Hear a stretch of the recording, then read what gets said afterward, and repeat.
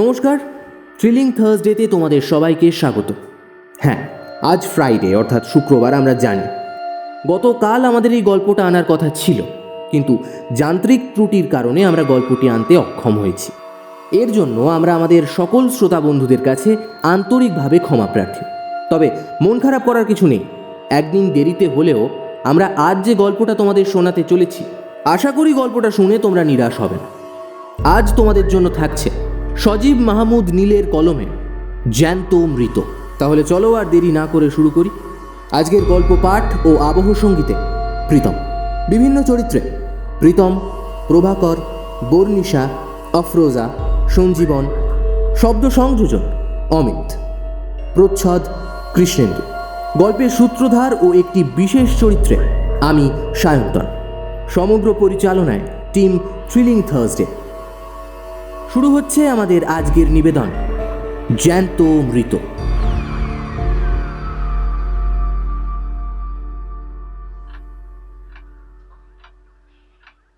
আচ্ছা অসীম, তোকে একটা কথা জিজ্ঞাসা করব। এই যে অনেকেই বলে ভূত, প্রেত, অশরীরী, এইসব কি আসলেই আছে, নাকি সবই মানুষের অলস মস্তিষ্কের চিন্তাধারা? আজীবন নিজেকে বিজ্ঞানের সঙ্গে আষ্টে পৃষ্ঠে বেঁধে রাখা বন্ধুর এরকম একটা প্রশ্নে খানিকটা অবাকই হলো অসীম দাশগুপ্ত। সে নিজে একজন আগাগোড়াই গ্রামের মানুষ। গ্রামের একমাত্র ছোট্ট স্কুলটায় সে পড়ায়। ভূত প্রেতে তার মতো লোকের বিশ্বাস থাকাটা অস্বাভাবিক নয়, কিন্তু তাই বলে যে মানুষটা নিজের জীবনের অর্ধেকটাই ব্যয় করেছে চিকিৎসা বিজ্ঞানের নানান গবেষণার কাজে, তার এইসবে কাজ কি? তাছাড়া অসীম দাশগুপ্ত জানে বর্তমানের সায়েন্স এসব বিশ্বাস করে না। শুধু ভূত প্রেত কেন, কেউ কেউ তো স্বয়ং ঈশ্বরকেও বিশ্বাস করে না। তাহলে প্রশ্নটা শুনে ভ্রু খানিকটা কুঁচকে চোখ দুটো ছোট হয়ে আসে অসীম দাশগুপ্তর, আর সেই আধবোঝা চোখে বেশ ভালো করে একবার পর্যবেক্ষণ করে নেয়। তারপর প্রত্যুত্তর না করে পাল্টা প্রশ্ন করে। কেন বলতো, হঠাৎ এমন প্রশ্নের কারণ? উত্তরের বদলে পাল্টা প্রশ্ন শুনে খানিকটা বিরক্তই হলো অতুল প্রসাদ। আরে বাবা, মানুষ তো আর অযথা প্রশ্ন করে না। প্রশ্ন করার পিছনে নিশ্চয়ই কোনো কারণ আছে। যদি তাই না থাকবে তাহলে প্রশ্নটা করা কেন?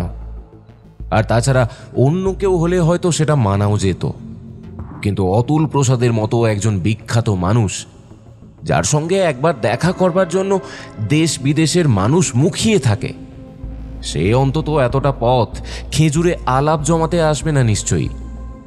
নেহাতি ছোটবেলার বন্ধু, তাই কিছু বলতে পারল না সে। নিজেকে যথাসম্ভব সংযত করে বলল, দেখ, অনেক কাজের ফাঁকে একটু সময় বের করে তোর কাছে এসেছি। এইসব কথা তো আর সবাইকে বলা যায় না, পাছে কে কি ভেবে বসে।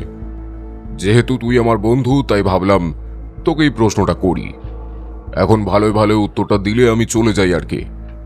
কথায় যদিও একটু কাঠিন্য আছে, কিন্তু তাতে ক্ষতি নেই।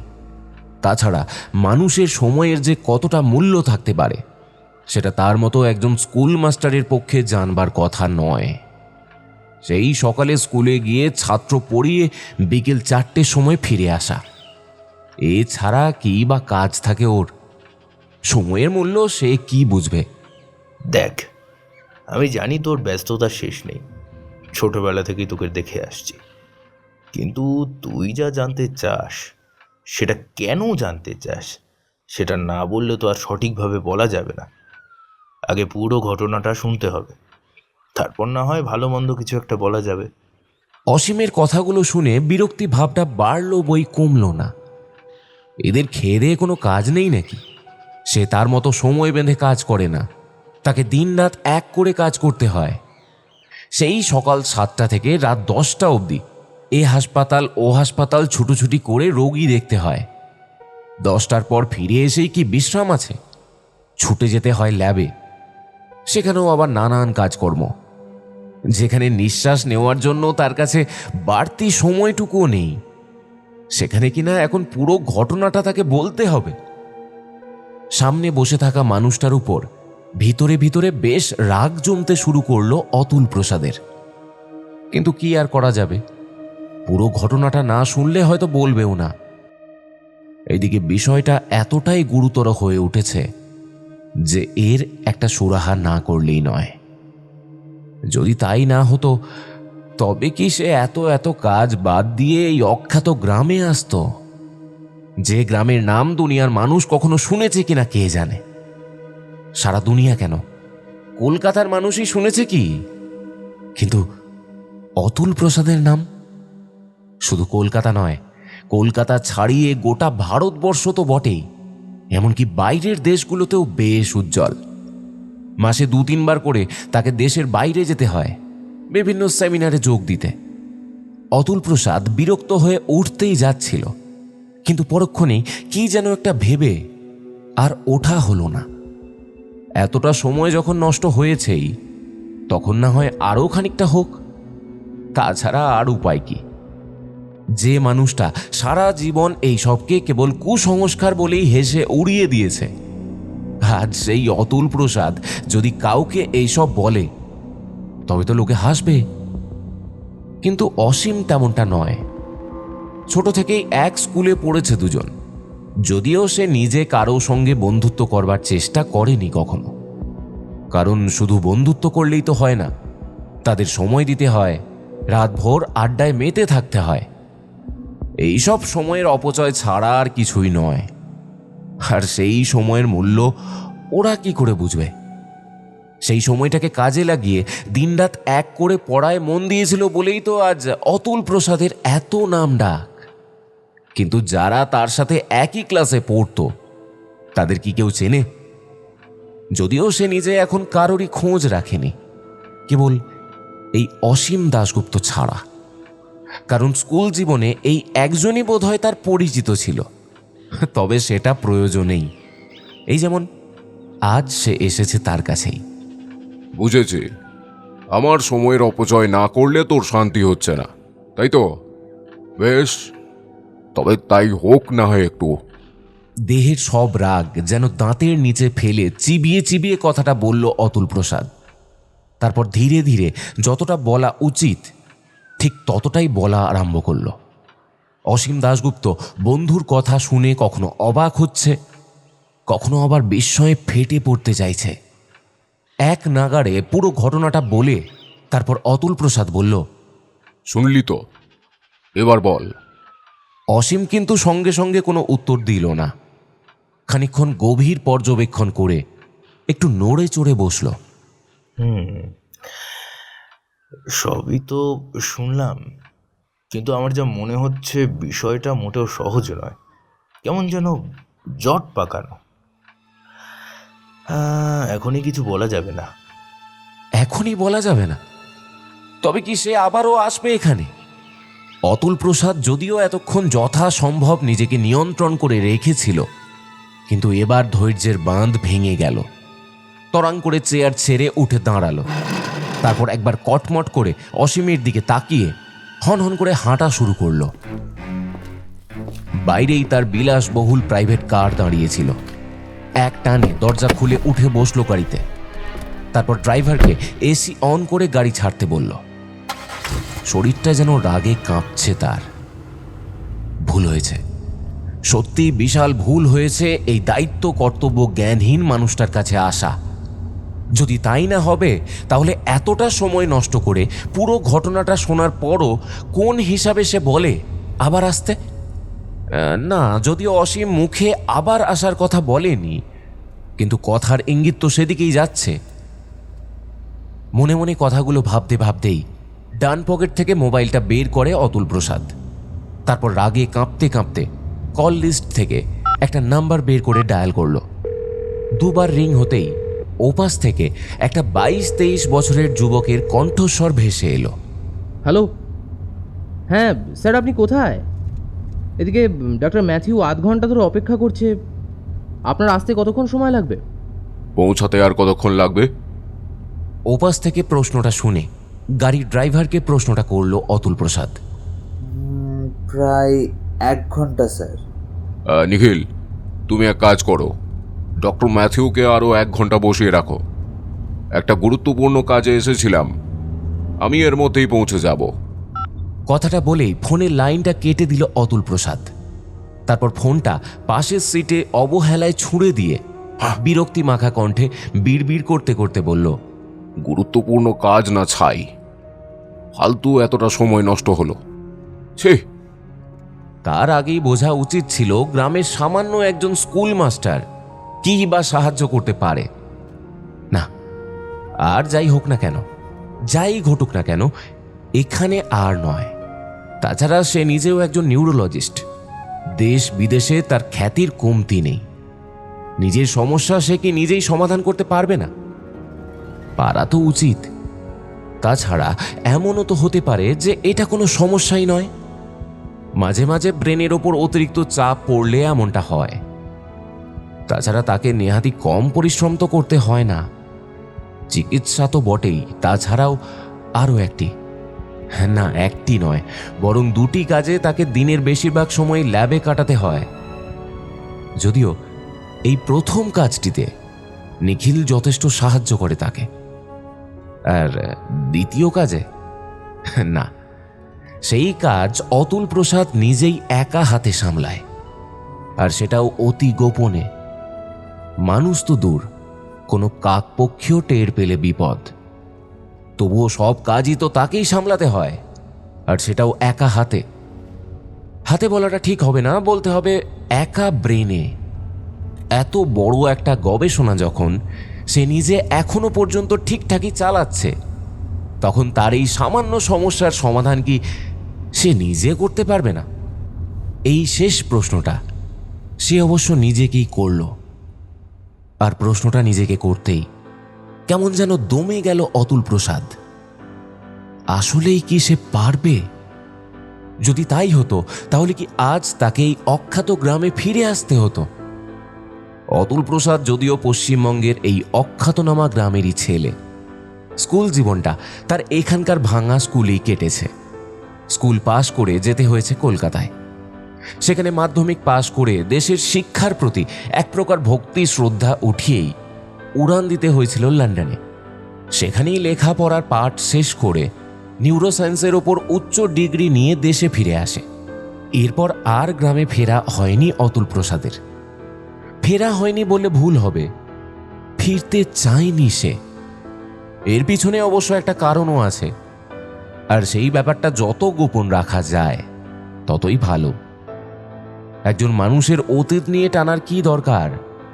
বরং সে এখন কি করছে, ভবিষ্যতে কি করবে, সেটাই হলো মোদ্দা কথা। কিন্তু আজ এক প্রকার বাধ্য হয়েই তাকে আবার আসতে হলো। ফোনেও কাজটা করা যেত, কিন্তু অনেক খুঁজেও যখন গ্রামের একমাত্র প্রয়োজনের বন্ধু অসীমের নাম্বার পাওয়া গেল না, তখন না এসে আর উপায় কি? তবে ফিরতে ফিরতে দৃঢ়তম প্রতিজ্ঞা করল অতুল প্রসাদ, আর সেটা হলো আর যাই হোক না কেন এখানে আর নয়। যদি একান্তই দরকার হয় তবে একটা ফোন করেই না হয়। কিন্তু শেষের এই কথাটা ভাবতে ভাবতেই নিজের প্রতি নিজেরই রাগ হতে শুরু করলো। বড় বোকার মতো কাজ হয়ে গিয়েছে। অসীমের নাম্বারটাই তো নেওয়া হলো না। রাগ করে চলে আসার আগে এই কাজটা করা উচিত ছিল তার। তার মতো লোকের এত বড় ভুল হয় কিভাবে? আগে তো এমনটা হতো না। যতই যাই হোক না কেন কোনো কথাই সে ভুলে যেত না, কিন্তু ইদানিং তার ভুলটা বড্ড বেশি যেন হচ্ছে। ছোট ছোট বিষয় তো বটেই, মাঝে মধ্যে বড় বিষয়গুলোও কেমন যেন ভুলতে শুরু করেছে। সেদিনও এমন একটা ভুল হতে হতে নিখিলের জন্য বেঁচে গিয়েছিল সে। সেদিন যদি ল্যাবে নিখিল না থাকতো তাহলে দুর্ঘটনা তো বটেই, এমনকি প্রাণনাশের সম্ভাবনাও ছিল। অতুল প্রসাদ বাড়িতে ফিরে দেখল ডক্টর ম্যাথিউ তখনও অপেক্ষা করছে।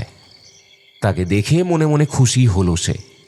ভাবল, যাক ভালোই হলো, এমনিতেই শরীরের অবস্থা ভালো নয়, তার উপর এত সব ঘটনা ঘটে গেল।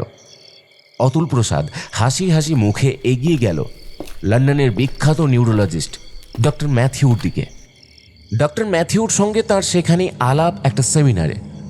সেখানেই কথায় কথায় তার যুগান্তকারী আবিষ্কারের কথা সে বলেছিল।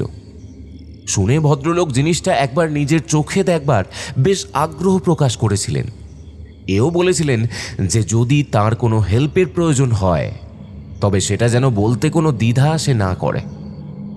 প্রথম বিষয়টায় খুশি হলেও এই সাহায্যের কথায় মোটেও খুশি হতে পারেনি অতুল প্রসাদ। কেন? তার সাহায্য লাগবে কেন? তাছাড়া সে নিজে কাজটা করছে, সে তো তার কাছে কোনো সাহায্য চায়নি। তাহলে মনে মনে বেশ রাগ হলেও সেটা প্রকাশ করতে পারেনি অতুল প্রসাদ, বরং বলেছিল ডক্টর ম্যাথিউ যদি কখনো কলকাতায় আসেন তবে তিনি যেন অবশ্যই তার ল্যাব কাম বাড়িতে একবার ঘুরে যান। আজ ডক্টর ম্যাথিউ এসেছেন, কাজেই এসেছেন, কিন্তু সেই সঙ্গে এমন যুগান্তকারী আবিষ্কার দেখার লোভটাও সামলাতে পারেননি। তাছাড়া আমন্ত্রণ যখন ছিলই তখন আর ভাবাভাবির কি আছে। এদিকে সন্ধ্যা গড়িয়ে রাত হতে চলল, তাই আর বেশি দেরি করল না অতুল প্রসাদ। ডক্টর ম্যাথিউকে নিয়ে সোজা চলে গেল নিজের ল্যাবে। সঙ্গে অবশ্য নিখিলও আসতে চেয়েছিল, কিন্তু অতুল প্রসাদের ইশারায় তাকে ফিরে যেতে হলো। মিনিট 20 পর অতুল প্রসাদ আর ডক্টর ম্যাথিউ যখন ল্যাব থেকে বের হচ্ছিল তখনও ভদ্রলোকের চোখে মুখে বিস্ময়ের ছাপ স্পষ্ট। দেখে বোঝাই যাচ্ছিল তিনি এমন জিনিস দেখে এসেছেন যেটাতে একদম হতবাক হয়ে গিয়েছেন ভদ্রলোক। আর সেই হতবাকের ভাষাটা যেন সাদারে চোখের মণি থেকে ঠিকরে বেরিয়ে আসছে। আরও কিছুক্ষণ কথা বলে অবশেষে ডক্টর ম্যাথিউ যখন ঘর থেকে বেরিয়ে গেলেন তখন যেন হাঁপ ছেড়ে বাঁচল অতুল প্রসাদ। ভদ্রলোকের চোখে মুখে বিস্ময় থাকলেও অতুল প্রসাদের ঠোঁটের কোণ থেকে সৌজন্যতার হাসিটুকু মিলিয়ে গিয়ে তাতে ধীরে ধীরে ফুটে উঠতে লাগল বিরক্ত ভাব। তবে সেটাও বেশিক্ষণ থাকল না, কারণ ইতিমধ্যে নিখিল ভদ্রলোককে গাড়ি পর্যন্ত এগিয়ে দিয়ে আবারও তার সোফার সামনে এসে দাঁড়িয়েছে। স্যার, তবে এখন আমি যাই। হ্যাঁ, যাও। নিখিল চলেই যাচ্ছিল, কিন্তু তার আগেই হঠাৎ করে অতুল প্রসাদ আবার বলে উঠল, আচ্ছা, তুমি অলৌকিকতায় বিশ্বাস করো? এমন প্রশ্ন শুনে প্রথমে নিখিল একটু অবাকই হলো। তারপর ঠোঁটের কোণে একটা হাসির রেখা ফুটিয়ে উঠতে যাবে এমন সময় অতুল প্রসাদের চোখে চোখ পড়তেই সেটা না ফোটা ফুলের কলির মতোই বুঝে রইল। অলৌকিকতা মানে ভূত প্রেত? ওই আর কি, মানে হ্যাঁ। যদিও কখনো দেখিনি, তবে গল্প শুনেছি অনেক ছোটবেলায়। হয়েছে, যাও। নিখিল হয়তো আরও কিছু বলতে যাচ্ছিল, কিন্তু মাঝখানে এমন বাধা পেয়ে কেমন যেন একটু থতমত হয়ে গেল। তারপর আর কোনো কথা না বলে মাথা নিচু করে বেরিয়ে গেল ঘর থেকে। তারই ভুল হয়েছে, ভুল বলে ভুল, বড়ই বোকামির কাজ হয়েছে। যদি তাই না হবে তাহলে এমন প্রশ্ন কাউকে করতো কি? করতো না। কিন্তু ইদানিং তার নিজের সঙ্গে যা ঘটছে সেটাকে কিভাবে ব্যাখ্যা করবে সে? প্রথম প্রথম তো কেবল একটা স্বপ্নের মধ্যেই সীমাবদ্ধ থাকতো সবটা, কিন্তু এখন তার নেই। বরং স্বপ্ন তো বটেই, এমনকি একলা ঘরে থাকলেও সেই অস্বস্তিকর ঘটনাগুলো ঘটে যাচ্ছে প্রতিনিয়ত। বিষয়টা এখন এতটাই গুরুতর হয়ে যাচ্ছে যে এক প্রকার বাধ্য হয়েই নিজের মনের ইচ্ছের বিরুদ্ধেই আবার সেই গ্রামে ফিরে যেতে হয়েছিল তাকে। গিয়ে যদি কাজটা হতো তাহলে না হয় মানা যেত, কাজ তো হলোই না, অযথা এতটা সময় নষ্ট হলো। আচ্ছা, সত্যি কি অলৌকিক বলে কিছু হয়, নাকি সবই স্নায়ুর উপর অতিরিক্ত বল প্রয়োগের ফল? নিজের মনে প্রশ্নটা করতে করতেই মাথাটা তুলে সামনের দিকে তাকালো অতুল প্রসাদ। আর তাকাতেই আবারও শরীরের শির দ্বারা বেয়ে নেমে এলো একটা ঠান্ডা স্রোত। এসির বাতাসের মধ্যে বসে থেকেও সে বুঝতে পারল মুহূর্তের মধ্যে কপালে জমতে শুরু করেছে বিন্দু বিন্দু ঘাম। এইসবের কারণ আর কিছুই নয়, তার ঠিক সামনেই দাঁড়িয়ে আছে ছায়াটা। কিন্তু ছায়া কি এতটা স্পষ্ট হয়? সে দিব্যি দেখতে পাচ্ছে ছায়াটা একটা স্ত্রী লোকের। আর শুধু তাই না, পরনের ঢেউ খেলানো শাড়ির আঁচলটাও যেন উড়ছে, আর সেই সাথে মুখে ফুটে উঠছে একটা বিশ্রী কুটিল হাসি। ছায়াটা ধীরে ধীরে কুয়াশার মতো দলা পাকিয়ে এগিয়ে আসছে তারই দিকে। ভেসে আসছে নুপুরের ঝুনঝুন শব্দ, আর সেই সঙ্গে ভয়ে আতঙ্কে থরথর করে কাঁপতে শুরু করলো অতুল প্রসাদ। সেটা যখন আরো খানিকটা কাছে এসে দাঁড়ালো, তখন আর নিজেকে সামলে রাখতে পারল না সে। প্রথমে পুরো শরীর খিঁচুনি দিয়ে উঠল, তারপর ধীরে ধীরে জ্ঞান হারালো অতুল প্রসাদ। জ্ঞান যখন ফিরল, দেখল সে পড়ে আছে ড্রয়িং রুমের সোফাতে। ধীরে ধীরে চোখ খুলে ঘাড়টা একটু ঘুরিয়ে দেখল, ঘড়ির কাঁটা বলছে সময় এখন রাত 2:27। তার মানে এতক্ষণ ধরে এখানেই অচেতন অবস্থায় সে পড়েছিল। ধর্মড়িয়ে উঠে বসতে চেয়েও উঠতে পারল না সে। পুরো শরীর যেন অসহ্য ব্যথায় টনটন করছে। মনে হচ্ছে কেউ যেন তার অজান্তেই তার শরীরের উপর চালিয়েছে অকথ্য নির্যাতন। বেশ কিছুক্ষণ সেইভাবেই পড়ে থাকার পর যখন ধীরে ধীরে ব্যথাটা স্বাভাবিক হয়ে এলো, তখন উঠে বসল অতুল প্রসাদ। আজ আর ল্যাবে যাওয়া চলে না। এমন শরীর নিয়ে গিয়েই বা কি করবে সে? অথচ কত কাজ বাকি আছে। পুরো প্যাটার্নটায় আরো ভালোভাবে পরীক্ষা নিরীক্ষা চালাতে হবে। এছাড়াও আরো কত কিছু কাজ বাকি। যে অভিনব আবিষ্কার সে করতে যাচ্ছে, তাতে যে কেউ হতবাক হয়ে যাবে সেটা আর নতুন করে বলতে হয় না। তার একটা প্রমাণ তো আজ ডক্টর ম্যাথিউ দিয়েই গেল। এমনটা নয় যে এই বিষয় নিয়ে এর আগে কাজ হয়নি, হয়েছে। সেগুলোও চিকিৎসা বিজ্ঞানে এখন বেশ সুনাম কুড়াচ্ছে। কিন্তু সেটা যদি হয় আরো সহজ আর তাড়াতাড়ি, এমনকি দামেও কম, পাওয়াও যাবে হাতের নাগালে, তাহলে কত কিছু ভেবে রেখেছিল সে। যা ভেবেছিল সেইভাবে তো কাজও চলছে।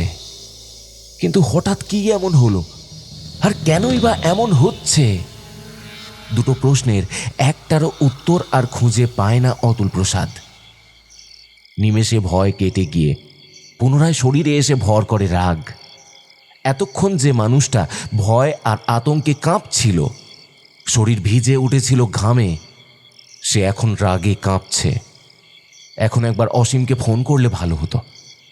আর কেউ না জানুক, সে নিজে জানে অসীমের পাণ্ডিত্য আর জ্ঞানের পরিধি ঠিক কত দূর। কিন্তু ওই যে সেখানেই একটা বোকার মতো কাজ সে করে এসেছে, নাম্বারটাই তো নেওয়া হয়নি। অথচ সে তো গিয়েছিলই এই কাজে। ভেবেছিল যদি আজ কাজের কাজ কিছুই না হয়, তবে পরে কখনো ফোনে যোগাযোগ করে নেবে। আর সেটাই কিনা বেমালুম ভুলে গেল। নিজের সব রাগ নিজের ওপরেই ঝাড়তে শুরু করলো সে। পরের কয়েকদিনও এমনভাবেই কাটলো। বিভিন্ন হাসপাতালে যাওয়া তো দূরের কথা, ছোট বড় কয়েকটা সেমিনারেও যোগ দিতে পারেনি সে। সবগুলোই অবশ্য যোগদান না করলেও চলতো, কিন্তু এগুলোর মধ্যে মুম্বাইয়ের যে বিশাল সেমিনারটা ছিল, সেটাতে অবশ্যই যাওয়া উচিত ছিল অতুল প্রসাদের। সব প্রস্তুতিও নিয়ে নিয়েছিল সে। যদিও সেই কাজে অবশ্য নিখিলই তাকে বেশি সাহায্য করেছে, কিন্তু শেষ পর্যায়ে এসে সেটা আর সম্ভব হলো না। তার যাওয়া হলো না। অতুল প্রসাদ ঘুমিয়ে পড়েছিল, অথচ এর আগে কখনো এমনটা তার হয়নি। অন্য সময় হলে হয়তো দোষটা নিখিলের ওপর চাপানো যেত, কিন্তু এবার সেটার আর কোনো যৌক্তিকতা নেই। কারণ অতুল প্রসাদ ঘুমের মধ্যেও পরিষ্কার শুনছিল তাকে নিখিল ডাকছে, কিন্তু চোখ খোলার শক্তি হয়নি তার। কেউ যেন তার পুরো শরীরটা অবশ করে দিয়েছিল।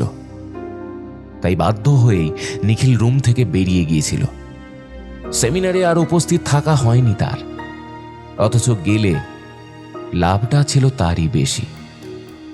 পরে যদিও ভিডিওর একটা কপি নিয়ে এসে যতটুকু দরকার ততটুকু শুনেছিল, কিন্তু দইয়ের স্বাদ কি আর ঘোলে মেটে? মেটে না।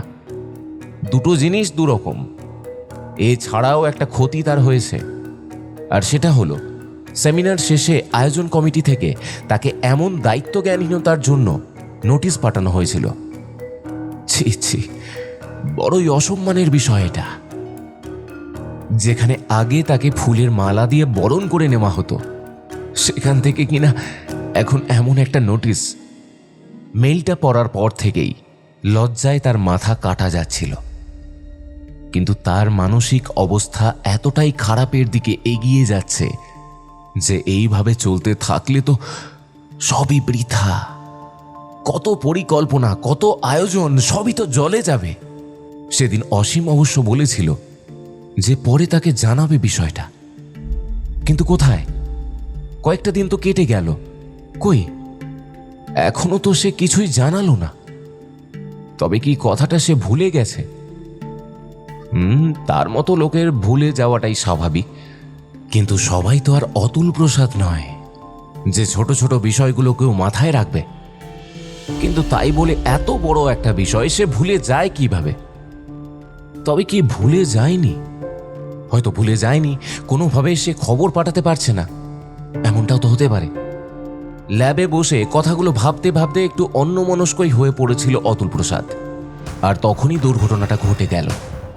পাশে রাখা কাচের শিশিতে হাত লাগতেই উপুড় হয়ে পড়ল শিশিটা, আর সেই সঙ্গে ভিজিয়ে দিল টেবিলের ওপর রাখা হিজিবিজি লেখা কাগজটাকে।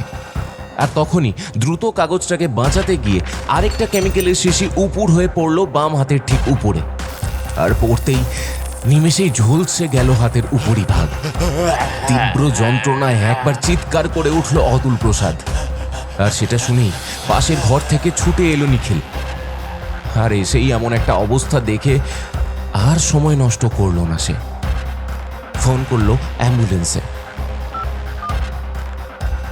তখনও অসহ্য যন্ত্রণায় কাতরাচ্ছিল অতুল প্রসাদ। মিনিট পাঁচেকের মধ্যেই অ্যাম্বুলেন্স এসে পৌঁছালো বাড়ির সামনে।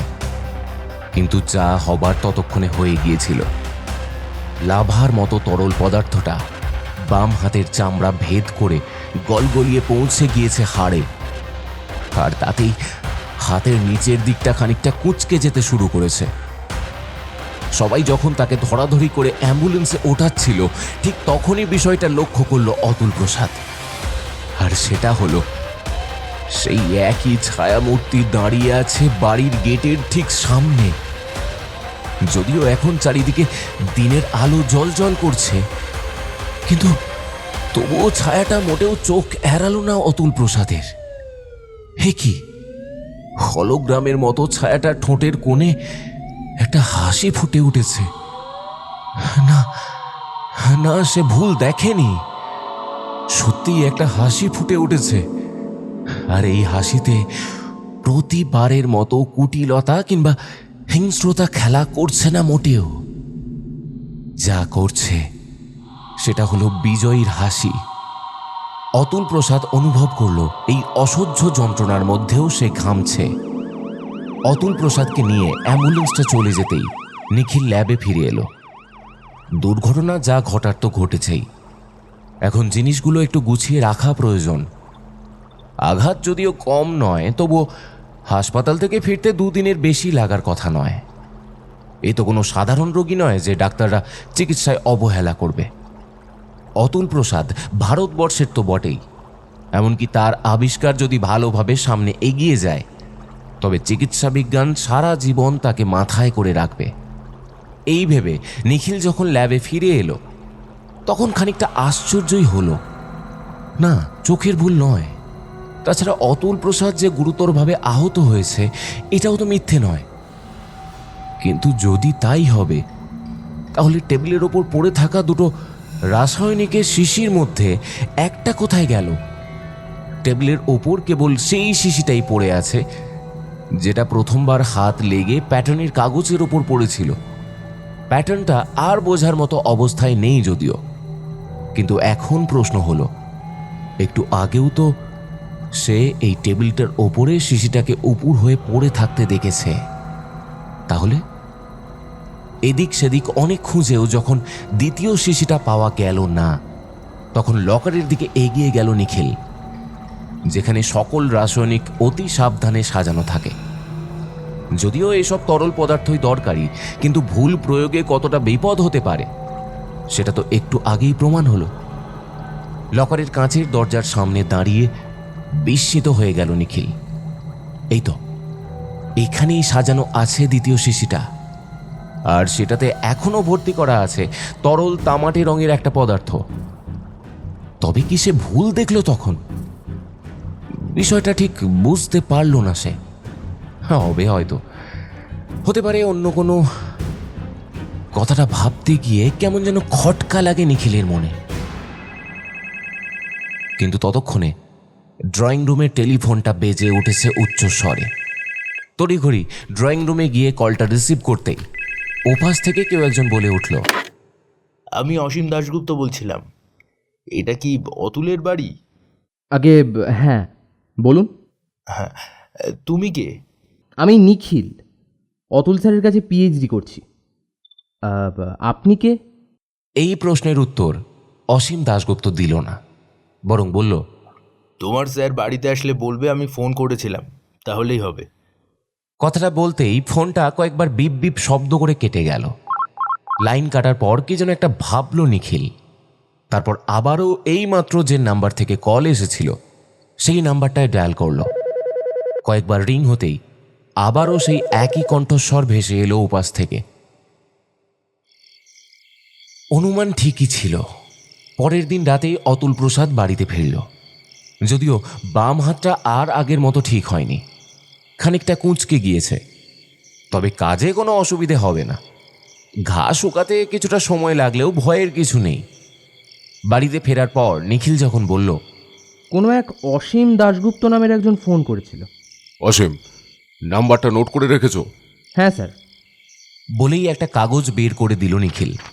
কাগজের টুকরোটা সামনে ধরতেই চিলের মতো ছোঁ মেরে সেটা নিয়ে নিজের ফোনের ডায়াল প্যাডে টাইপ করতে লাগলো অতুল প্রসাদ। দুবার রিং হওয়ার পরও যখন ওপাশ থেকে কেউ ফোনটা রিসিভ করলো না, তখন আবারও ডায়াল করলো সে। এবার ফোনটা রিসিভ করলো অসীম দাশগুপ্ত। কিছু পেয়েছিস? হ্যাঁ, সেই জন্যই তো কলটা করেছিলাম। নাম্বারটা কোথায় পেল, কে দিল, এইসব প্রশ্ন করা অবান্তর। দেশের বিখ্যাত মানুষ সে, বাড়ির ফোন নাম্বার পাওয়াটা খুব একটা কষ্টসাধ্য কাজ নয় নিশ্চয়ই। তাই এইসব প্রশ্ন না করে সরাসরি আসল কথায় গেল। বলল, কি পেলি? শোন, কাল তুই বাড়িতে থাকবি তো? ভাবছি কাল একবার তোর কাছে যাব। ঘটনাটা যতটা ভেবেছিলাম এখন মনে হচ্ছে তার থেকেও গুরুতর। এইসব কথা ফোনে বলা যায় না। রাখছি, কাল দেখা হচ্ছে তাহলে। কথাটা বলা শেষ হতে না হতেই লাইনটা কেটে গেল ওপাশ থেকে। আশ্চর্য মানুষ তো। কাল আসবে ভালো কথা, আসলে তো তারই ভালো, তাকে আর সময় নষ্ট করে যেতে হবে না। তাই বলে বাড়িতে থাকবো কি থাকবো না সেটা জেনে নেওয়াটা উচিত নয় কি? এখন না হয় একটা দুর্ঘটনা ঘটার জন্য দু একটা দিন বাড়িতেই থাকতে হবে, কিন্তু অন্য দিন হলে খোঁজও পেত না সে। একবার ইচ্ছে হলো রিডায়াল করে কয়েকটা কথা শুনিয়ে দিতে, কিন্তু পরক্ষণেই মনে হলো না, তার আর দরকার নেই। পরের দিন যখন অসীম অতুল প্রসাদের বাড়িতে এলো, তখনও সে বিছানা ছাড়েনি। আঘাতটা নিতান্তই কম নয়, তাই ডাক্তার কয়েকটা ঘুমের ওষুধ দিয়েছে। এতে ভালো ঘুমও হবে আর জ্বালাও একটু কম অনুভব হবে। কিন্তু নিখিলের মুখে অসীমের আসার কথাটা শুনে তাকে তখনই ঘরের ভিতরে পাঠাতে বলল অতুল প্রসাদ। ঘরে ঢুকে অসীম দেখল বিছানার উপর শুয়ে রয়েছে অতুল প্রসাদ। এই কয়েকদিনেই শরীর অনিদ্রা আর দুশ্চিন্তায় বেশ খানিকটা ভেঙে পড়েছে। বন্ধুকে দেখে অতি কষ্টে উঠে বসবার চেষ্টা করতেই অসীম বারণ করল, আরে থাক, শুয়েই থাক। তাছাড়া এ কি হাল হয়েছে তোর শরীরের? ওহ, সেই কথা পরেও শোনা যাবে। কি সমাধান খুঁজে পেলি সেটা বল আগে। বন্ধুর কথায় খানিকটা চুপ করে থেকে একটু হতাশ কণ্ঠেই বলল, না রে, সমাধান পাইনি। কথাটা শুনেই খানিকটা উজ্জ্বল হওয়া মুখটা নিমেষের মধ্যেই ডুবে গেল কালো নিকষ অন্ধকারে। পাসনি? কিন্তু তুই যে বললি এখানে এসে সব বলবি। দেখ, তোকে তো আমি ছোটবেলা থেকেই দেখছি। তুই কতটা রাগী আর জেদি সেটা তো আমার অজানা নয়। তোর মনে আছে সেদিনের কথা? তোকে অঙ্কের খাতাটা দিইনি বলে কতদিন কথা বলিসনি আমার সাথে। অথচ ভেবে দেখ, দোষটা কিন্তু আমার ছিল না। তোকে কেন দিইনি পরে নিশ্চয়ই বুঝতে পেরেছিলি, কিন্তু তার সত্ত্বেও তুই ভাবলি আমি বুঝি তোর শত্রু। অথচ পুরো স্কুল জুড়ে আমি একমাত্র মানুষ যে কিনা তোকে বুঝতো, তোকে জানতো, তোর সাহায্যে এগিয়ে আসতো। সত্যি বলতে কি, বিছানায় শুয়ে শুয়ে ছোটবেলার বন্ধুর কথাগুলো তার মোটেও খারাপ লাগলো না, বরং মুখে একটা হাসির রেখা ফুটে উঠল অতুল প্রসাদের। সত্যিই তো, দোষটা তো ওর ছিল না, অঙ্কটা ভুল ছিল, আর তাই তো তাকে খাতাটা দেয়নি অসীম। অথচ পরে সেটা যখন মাস্টার মশাইকে দেখানো হলো, সেই ভুল অঙ্কের জন্য অসীমকেও বকুনি খেতে হয়েছিল। একই ভুল যদি সে নিজেও করত, তাহলে মাস্টার মশাই নিশ্চয়ই তাকে ছেড়ে কথা বলতো না। ভুল ছিল অঙ্কটা। আর আমি যদি ভুল অঙ্কটা মাস্টার মশাইয়ের কাছে নিয়ে যেতাম, তাহলে বকুনি খেতাম। পিঠে বেতের বাড়ি পড়াটাও আশ্চর্য ছিল না, তাই দিসনি। কথাগুলো বলে নিজেই অবাক হলো অতুল প্রসাদ। কতদিন পর সে এত ভালোভাবে কথা বলছে ঠিক মনে করতে পারল না। সত্যিই তো, সারাটা দিন কটকটিয়ে কথা বলাই তার স্বভাব। নিখিল নামের যে ছেলেটা তার কাছে পিএইচডি করছে, তার সঙ্গেও কখনো ভালো করে কথা বলেনি সে। অথচ ছেলেটা তাকে কত কাজে সাহায্য করে। দুই বন্ধুর কথার ফুলঝুরি যেন চলেই যেতে লাগলো। কত কথা, স্কুলের কথা, গ্রামের কথা, এমনকি তারা যে একবার মাস্টার মশাইয়ের বেত লুকিয়ে রেখেছিল, সেই কথাও ভোলেনি অতুল প্রসাদ। সত্যি, এই একটা মানুষই তার সবচেয়ে কাছের মানুষ ছিল সেই সময়।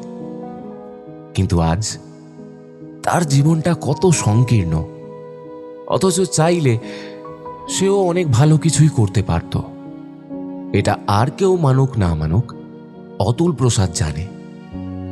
বুদ্ধিতেও অসীম কয়েক ধাপ এগিয়েছিল তার থেকে, কিন্তু কি থেকে যে কি হলো কিছুই বুঝতে পারে না অতুল প্রসাদ। কখনো বন্ধুকে ডেকে জানতেও চায়নি সে, এত সময় কোথায় তার কাছে। পূজা নামের মেয়েটির কথা তোর মনে পড়ে? নামটা শুনেই বুকের ভেতর একটা চিনচিনে ব্যথা অনুভব করলো অতুল প্রসাদ। পাশের গ্রাম থেকে আসতো মেয়েটি। বলতে সংকোচ হয় না, ওইটুকু বয়সেই মেয়েটির প্রতি একটা অদ্ভুত টান অনুভব করেছিল সে। মাধ্যমিক পর্যন্ত বেশ ভালোই চলছিল। শহরের একই স্কুলে ভর্তি হয়েছিল দুজন। ততদিনে একটা বন্ধুত্ব হয়ে গিয়েছিল ওদের মধ্যে। মনে মনে ভেবেছিল এই মেয়েটিকে ছাড়া তার চলবে না। কিন্তু সেটা খুব বেশি দিন চলল না। মাধ্যমিক পাশ করে লন্ডন চলে আসতে হলো অতুলকে। প্রথমে সে আসতে চায়নি, কিন্তু পরে যখন ভাবল সামান্য একটা মেয়ের জন্য নিজের ভবিষ্যৎ নষ্ট করার মতো বোকা অন্তত সে নয়, তখন আর মেয়েটি বাধা হয়ে দাঁড়াতে পারেনি। ভেবেছিল দেশে ফিরে কিছু একটা না হয় করা যাবে। ফিরেও এসেছিল, কিন্তু পূজা ততদিনে বিবাহিত। গ্রামের মানুষের এই একটাই দোষ, মেয়ে বড় হতে না হতেই তাকে বিয়ে দেওয়ার জন্য উঠে পড়ে লাগতে হবে। পূজার ক্ষেত্রেও ঠিক সেটাই হয়েছিল। সবটাই জানে অসীম। শেষবার যখন গ্রামে গিয়েছিল মেয়েটির খোঁজে, তখনই সবটা বলেছিল ছোটবেলার বন্ধুকে। এরপর থেকেই অতুল প্রসাদ গ্রামে আর যেতে চাইতো না। পূজার কারণেই হোক আর অন্য কারণেই হোক, গ্রামের মানুষগুলোকে তারপর থেকে সবসময় তাচ্ছিল্যের চোখেই দেখে এসেছে অতুল প্রসাদ। আছে আছে, কেন বলতো? পূজার একটা মেয়ে ছিল জানিস? এই কথাটাও সে জানে। বছরখানেক আগেই সেই ছোটবেলার প্রেমিকার সঙ্গে দেখা হয়েছিল তার। যদিও বয়সের ভারে শরীর ফুলে ফেঁপে উঠেছে বেশ খানিকটা, চেহারায় আর সেই লাবণ্য নেই, কিন্তু তবুও প্রথম দেখায় চিনতে মোটেই অসুবিধা হয়নি। 14-15 বছরের মেয়েটিকে নিয়ে এসেছিল হাসপাতালে। সেখানেই কয়েক মিনিটের জন্য দেখা হয়েছিল পূজার সঙ্গে। পূজার স্বামী যে ইহলোক ত্যাগ করেছে অনেক আগেই, সেটাও সেদিন জানতে পেরেছিল অতুল প্রসাদ। হ্যাঁ, বছরখানেক আগে একবার দেখা হয়েছিল।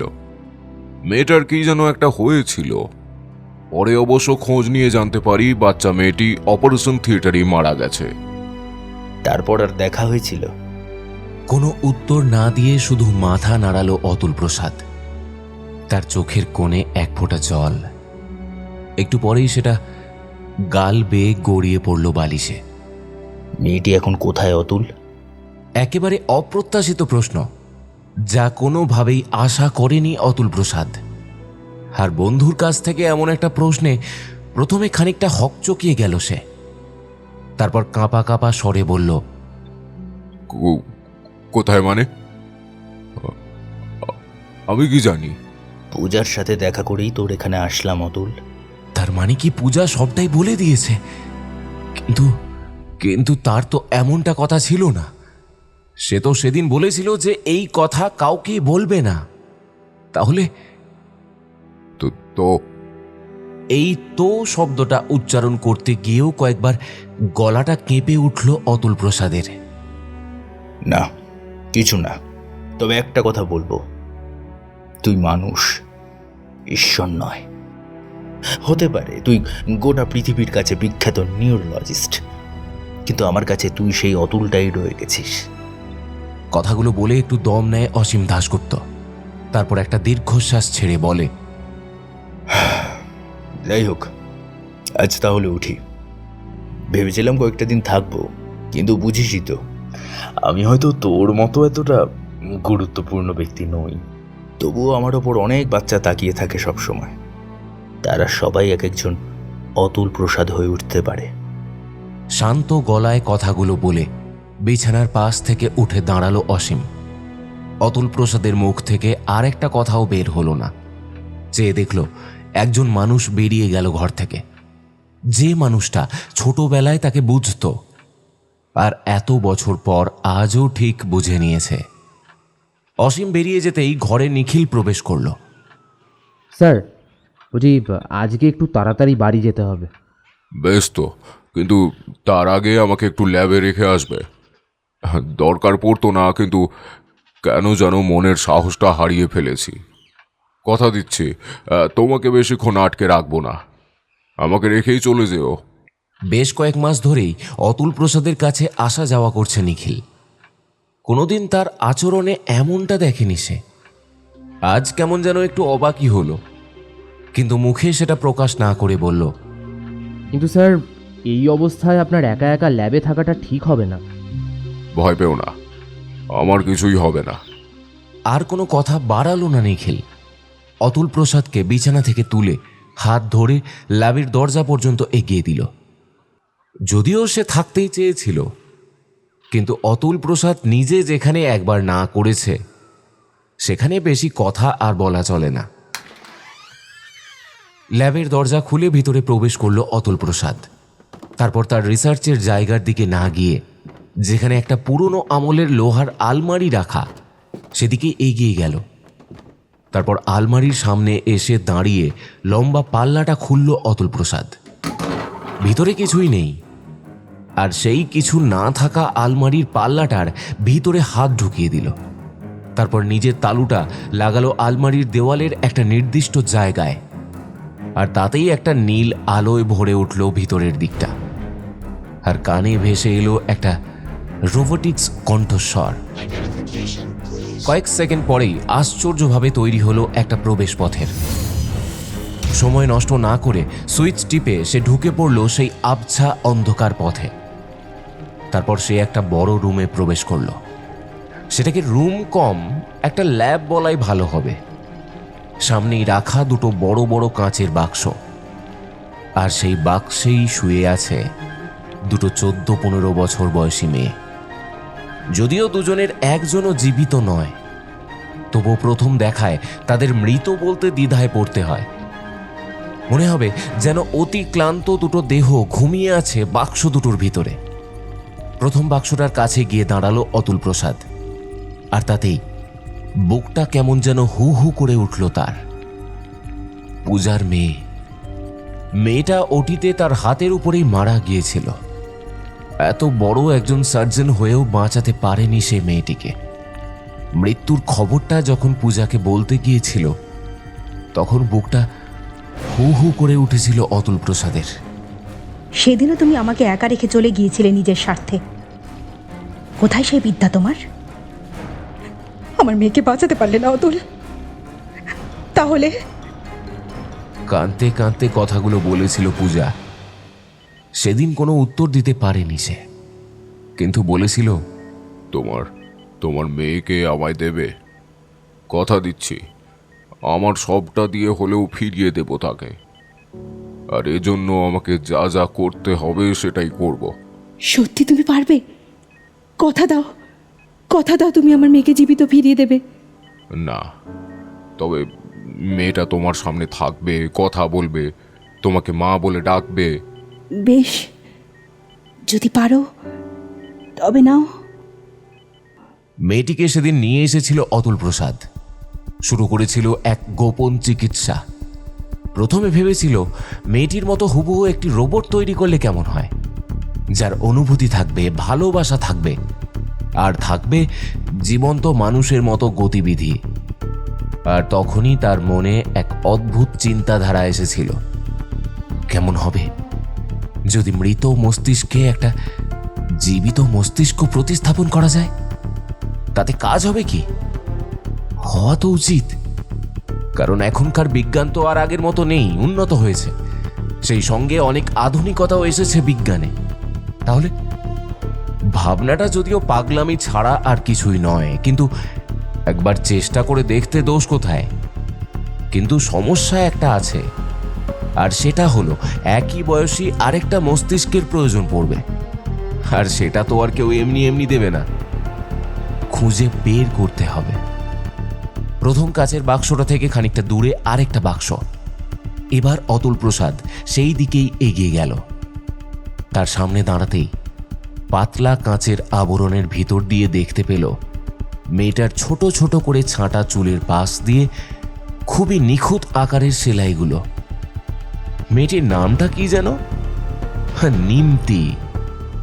গ্রামের আদিবাসী একটা সাঁওতাল মেয়ে, এবারে মাধ্যমিক দিত। অনেক কষ্টে মেয়েটিকে পেয়েছিল অতুল প্রসাদ। হঠাৎই একটা মেয়ে এমনভাবে নিরুদ্দেশ হওয়াতে শহরের কাগজগুলোতে হইচই একটু পড়েছিল। তাতে অতুল প্রসাদের তেমন একটা ভয়ের কারণ ছিল না, কারণ সে কাঁচা কাজ করেনি মোটেও। তাই পুলিশ আর যাই হোক তাকে সন্দেহ করতে পারবে না। সন্দেহ তো দূর, সে যে এই কাজে জড়িত থাকতে পারে সেটা ভুলেও কেউ বুঝতে পারল না। কিন্তু পেলেই তো হয় না, সব দিকটাই ভাবতে হয়। ভেবেও ছিল, আর সে যে কাজে মেয়েটিকে খুঁজেছিল সব দিক থেকেই একেবারে পারফেক্ট এই নিমতি। শুধু করেছিল যোগ, বিয়োগ, গুণ আর ভাগ। দিন নেই, রাত নেই, সারাটা সময় এই প্যাটার্ন তৈরির কাজে ব্যয় করেছিল। সফলতা যে আসেনি তা নয়, এসেছে। কিন্তু তারপর থেকেই অতুল প্রসাদের জীবনে নেমে এসেছে এক কালো অধ্যায়। তার এতদিনের রিসার্চের ফল হাতে আসতে খুব বেশি সময় লাগবে না। সে যে এক যুগান্তকারী আবিষ্কার করতে যাচ্ছিল সেটা তো আর বলার অপেক্ষা রাখে না। ডক্টর ম্যাথিউর মুখে তো আর এমনি এমনি বিস্ময়ের ছাপ ফুটে ওঠেনি, যদিও সেটা তার আসল কাজের একটা প্রাথমিক দিক মাত্র। আলাদা আলাদা মানুষের মস্তিষ্ক দিয়ে যে সম্পূর্ণ আলাদা একটা মস্তিষ্ক তৈরি করা যায় সেটারই একটা প্যাটার্ন দেখেছিলেন ডক্টর ম্যাথিউ। আর এটাও দেখেছিলেন সেটা একজন মানুষের দেহে কতটা কার্যকরী ভূমিকা পালন করতে পারে। যদিও জীবিত মানুষের ক্ষেত্রে তা সম্ভব নয়, তবে সেটা প্রতিস্থাপনের ফলে যে যান্ত্রিক রোবটও মানুষের মতো অনুভূতি পাবে সেটা আর বলার অপেক্ষা রাখে না। কিন্তু তার কাজ তো তাতেই সীমাবদ্ধ থাকলে চলবে না, তাকে আরও কয়েক ধাপ এগিয়ে যেতে হবে। রোবটের শরীরে নয়, মস্তিষ্ক স্থাপন করতে হবে মেয়েটির শরীরে, যেন সে মৃত থাকলেও তার গতিবিধি অনুভূত হয় আর 5 জন মানুষের মতোই। যদিও সেটি পুরোপুরি জীবিত মানুষের মতো হবে না, তবে পূজাকে দেওয়া কথাটা তো থাকবে। কিন্তু তার হলো কোথায়? যেখানে নিজের জীবন হয়ে উঠেছে বিভীষিকাময়, সেখানে এই রিসার্চের কথা মাথাতেই আসবে কেন? নিমতির নিথর দেহটার দিকে তাকিয়ে বুক ফেটে একটা দীর্ঘশ্বাস বেরিয়ে এলো অতুল প্রসাদের। এক একটা সন্দেহ জাগে অতুল প্রসাদের মনে, আর কানে বেজে ওঠে অসীমের সেই কথাটা, তুই মানুষ, ঈশ্বর নয়। সত্যিই তো তাই। অসীম তো কিছু ভুল বলেনি। যদিও তার আবিষ্কার ঈশ্বরের মতো নয়, কিন্তু তবুও সেটা কম কিছুই তো নয়। একজন মানুষ মারা গেছে, সে দিব্যি চলাফেরা করবে ঠিক তেমনভাবেই যেমন করে আর 10 জন। শুধু তাই নয়, আর 10 জনের অনুভূতি যেমনটা হবে তার অনুভূতিও তেমনটাই হবে। হয়তো সেটা 90%, কিন্তু তবুও এটাই বা এতদিনে বিজ্ঞানের পক্ষে করা সম্ভব হয়েছে কি? না, হয়নি। আর সেই অসম্ভবকেই সম্ভব করতে যাচ্ছিল অতুল প্রসাদ। যাচ্ছিল, কিন্তু অতুল প্রসাদ ঠিক যে কারণে কাচের বাক্সটা থেকে ছিটকে কয়েক পা সরে এলো, তারপর কি আর সেটা সম্ভব হবে? আঁতকে ওঠে অতুল প্রসাদ। এটা তার চোখের ভুল নয়। ভুল দেখেনি সে, ভুল দেখতেই পারে না। অতুল প্রসাদ যখন নিমতির নিথর দেহটার দিকে তাকিয়ে আকাশ পাতাল ভাবছিল, ঠিক তখনই তার মনে হলো নিমতির দেহটা যেন নড়ে উঠল। প্রথমে অবশ্য চোখের ভুল বলেই মনে হয়েছিল। মৃত মানুষ কি নড়তে পারে, যেখানে তার মাথার খুলিটা এখন পুরোপুরি ফাঁকা? শুধু তাই নয়, তার চালানো ধারালো অস্ত্রের এক টানে যেখানে মেয়েটির গলা 2 ভাগে ভাগ হয়ে গিয়েছিল, সেখানে দেহের নড়াচড়া শুধু আশ্চর্যই নয়, বরং অসম্ভব। আর সেটাও যদি হয় মৃত্যুর 1 বছর পর, তবে তো আর কথাই নেই। কিন্তু না, একটু ভালো করে লক্ষ্য করতেই দেখল সত্যিই দেহটা কেমন যেন নড়ে উঠল। মৃত দেহের বুকের দিকটায় কয়েকবার ওঠানামার ইঙ্গিত স্পষ্ট, যার অর্থ একটাই, দেহে শ্বাস প্রশ্বাস চলছে। কিন্তু তাই বা হয় কিভাবে? পা টলতে থাকে অতুল প্রসাদের, আর সেই সঙ্গে চোখের সামনে ভেসে ওঠে একটা হলোগ্রামের মতো ছায়া মূর্তি।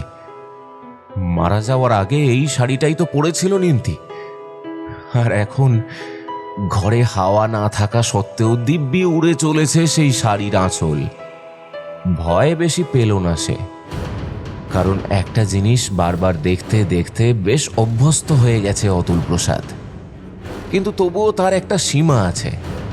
একটা মৃতদেহ থেকে ধীরে ধীরে তারই অবয়ব যদি উঠে দাঁড়ায় কোনো মানুষের সামনে, তাহলে আর যাই হোক, সে ভয় না পেয়ে থাকে না। অতুল প্রসাদের হলো ঠিক তেমনই। পা তো টলছিলই, কিন্তু এবার তার দেহের ভর সইতে পারল না। সে দুটোও হাল ছেড়ে দিল, আর তাতেই মেঝেতে ধপ করে বসে পড়ল অতুল প্রসাদ। দেখো, আমি জানি তোমার সঙ্গে যা করেছি তা মোটেও ঠিক হয়নি, কিন্তু কিন্তু কথা দিচ্ছি তোমাকে আমি ঠিক করে দেব। আর যদি তুই সফল না হোস? হব। আমি অতুল প্রসাদ, সফল আমাকে হতেই হবে। একজনকে কথা দিয়েছি আমি, সফল আমাকে হতেই হবে। তুই তো ঈশ্বর নয়, এটা শুধু ঈশ্বরই করতে পারে, আর তাই তোকে শাস্তি পেতেই হবে। শাস্তি? হ্যাঁ, শাস্তি, যা তোর প্রাপ্য। শাস্তি তো আমি কম পাচ্ছি না, যার জন্য এত কিছু করলাম, এখন সেটাই করতে পারছি না। শুধু তাই নয়, এ তো কিছুই নয়। তোকে টেনে নামাবো আমি, ঠিক যতটা নামালে তোর নাম শুনলে সবাই ঘেন্নায় মুখ ফিরিয়ে নিবে। আমার তো কোনো অপরাধ ছিল না, ছিল?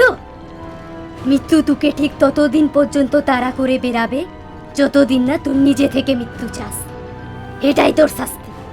কথাগুলো বলতে বলতে ধীরে ধীরে মিলিয়ে গেল ছায়ামূর্তি, আর যেতেই অতুল প্রসাদ উন্মাদের মতো বলে উঠল, যেও না তুমি, আমাকে একটা সুযোগ দাও। যেও না। বলতে বলতে কান্নায় লুটিয়ে পড়ে অতুল প্রসাদ, আর পরক্ষণেই একটা উটকো গন্ধে মাথা তুলে তাকালো। প্রথমে ঠিক বুঝে উঠতে পারে না গন্ধটা ঠিক কিসের, কিন্তু পরক্ষণেই প্রথম কাচের বাক্সটার দিকে তাকাতেই ভয়ে আতঙ্কে চমকে উঠল সে। গায়ের লোমগুলো দাঁড়িয়ে গেল নিমেষেই। একটু আগেই যে মৃত মেয়েটিকে দেখলে মনে হতো সে যেন ঘুমিয়ে আছে, আর এখন সেদিকে তাকাতেই অতুল প্রসাদ দেখল পচা গলা ক্ষতবিক্ষত দেহটা পড়ে আছে কাঁচের বাক্সের ভিতরে, আর তাতে হাজার হাজার পোকার দল যেন নিজেদের রাজ্য বানিয়ে নিয়েছে। বাক্সের এখানে ওখানে ছড়িয়ে ছিটিয়ে আছে পচা গলা মাংসের স্তূপ, আর তারই মধ্যে পড়ে আছে একটা কঙ্কাল। অথচ একটু আগেই সব ঠিক ছিল। পরক্ষণেই নিমতির দেহটার দিকে তাকালো অতুল প্রসাদ। এই দেহটার অবস্থা আরো বিভৎস। চোখ পড়তেই অতুল প্রসাদের শির দ্বারা বেয়ে একটা ঠান্ডা স্রোত বয়ে গেল। তড়িঘড়ি করে তার ঠিক পিছনের ছোট্ট কাঁচের বাক্সটার দিকে তাকালো সে। ঠিক যা ভেবেছিল তাই। ধীরে ধীরে রাসায়নিক তরলে ডুবিয়ে রাখা জিনিসগুলো পচতে শুরু করেছে এরই মধ্যে। না না না, এ হতে পারে না। নিমতি নিমতি, এমনটা করো না। আমি কথা দিয়েছি পূজাকে, ওর মেয়েকে ফিরিয়ে দেব ওর কাছে। এমনটা করো না নিমতি, দয়া করো, দয়া করো। আমি কথা দিচ্ছি তোমাকেও ঠিক করে দেব। হ্যাঁ হ্যাঁ। কথাগুলো বলতে বলতে হামাগুড়ি দিয়ে পাগলের মতো বাক্সটার দিকে ছুটে গেল অতুল প্রসাদ। কিন্তু ততক্ষণে দুটো মস্তিষ্ক গলে কালো জলে পরিণত হয়েছে। এক ধাক্কাতে বাক্সটা ছুড়ে দিল মেঝেতে, আর তাতেই একটা বিকট শব্দে ভেঙে চূর্ণ বিচূর্ণ হয়ে গেল কাচের তৈরি বাক্সটা। বাতাস ভারী হয়ে উঠল। দম বন্ধ করা একটা উটকো গন্ধ ছড়িয়ে পড়ল চারিদিকে। শূন্য বাতাস থেকে একটা অট্ট হাসি ভেসে আসতে লাগলো কানে। কে যেন বলে উঠল, মৃত্যু তোকে ততদিন ধরা দিবে ক্লাই যতদিন না আমি চাইব। তৈরি থাকিস।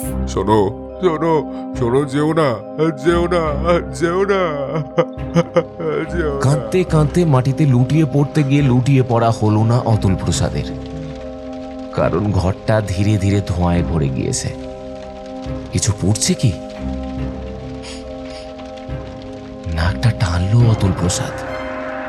সত্যি কিছু একটা পুড়ছে এই ঘরের বাইরে, আর সেখান থেকেই গুপ্ত দরজার নিচের একটুখানি ফাঁক দিয়ে ভুর ভুর করে ঢুকছে সাদা আর কালো ধোঁয়া। কিন্তু সেখানে তো তার ল্যাব। উন্মাদের মতো দরজার দিকে ছুটতে থাকলো অতুল প্রসাদ। তারপর এক টানে দরজাটা খুলে হতবুদ্ধি হয়ে গেল।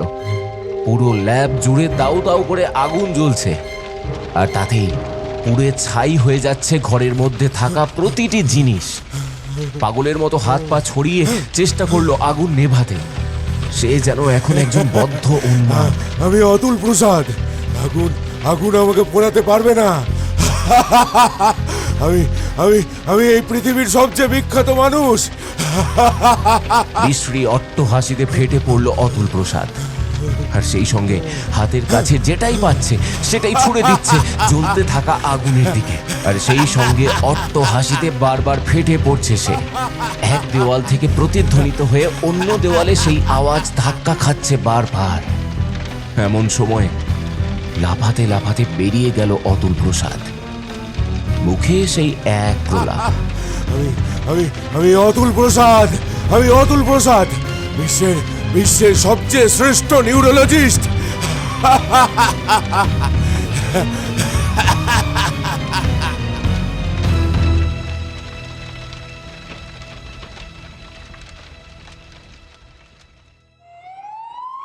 ফায়ার সার্ভিস টিম যখন এসে পৌঁছালো তখন সব পুড়ে ছাই হয়ে গিয়েছে। অনেক খোঁজাখুঁজির পর অতুল প্রসাদের দেহ খুঁজে পাওয়া গেল না। তবে হ্যাঁ, পুলিশ সেখানে একটা গুপ্ত কক্ষের দেখা পেল, আর সেখানে খুঁজে পেল কাঁচের বাক্সে রাখা দুটো পচা গলা দেহ। আর কিছুই সেখান থেকে উদ্ধার করা গেল না। ফরেন্সিক রিপোর্ট অনুযায়ী পচা গলা কঙ্কাল দুটো 14-15 বছর বয়সী দুটো মেয়ের। আর পুলিশের এটাও সন্দেহ হলো যে অতুল প্রসাদ নিজেই এই দুজনকে কোনো এক রিসার্চের কাজে রেখেছিল এখানে। কিন্তু এটা ঠিক কেমন রিসার্চ সেটা কেউই বুঝতে পারল না। অনেক অনুসন্ধান চালিয়েও যখন পুলিশ অতুল প্রসাদের কোনো খোঁজ পেল না, তখন এক সময় বাধ্য হয়েই কেসটা বন্ধ করে দিল।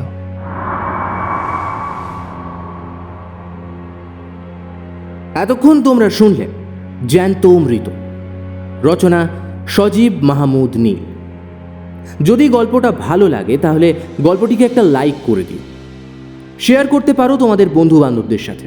আর হ্যাঁ, চ্যানেলটা সাবস্ক্রাইব করতে ভুলো না। আর পাশে আসা বেল আইকনটাতেও ক্লিক করে দিও আমাদের সমস্ত গল্পের নোটিফিকেশন সবার আগে পাওয়ার জন্য। আমাদের ফলো করতে পারো ফেসবুকে, আমাদের ফেসবুক পেজের লিঙ্ক আমরা দিয়ে দেবো এই গল্পের ডিসক্রিপশন বক্সে। আর হ্যাঁ, কমেন্টের মাধ্যমে জানাতে ভুলো না গল্পটা কেমন লাগলো। তাহলে আজ এই পর্যন্তই। সবাই সুস্থ থেকো, ভালো থেকো, ভালো রেখো। আগামী সপ্তাহে আবার দেখা হবে আরও একটা ভিন্ন স্বাদের গল্প নিয়ে। শুভরাত্রি।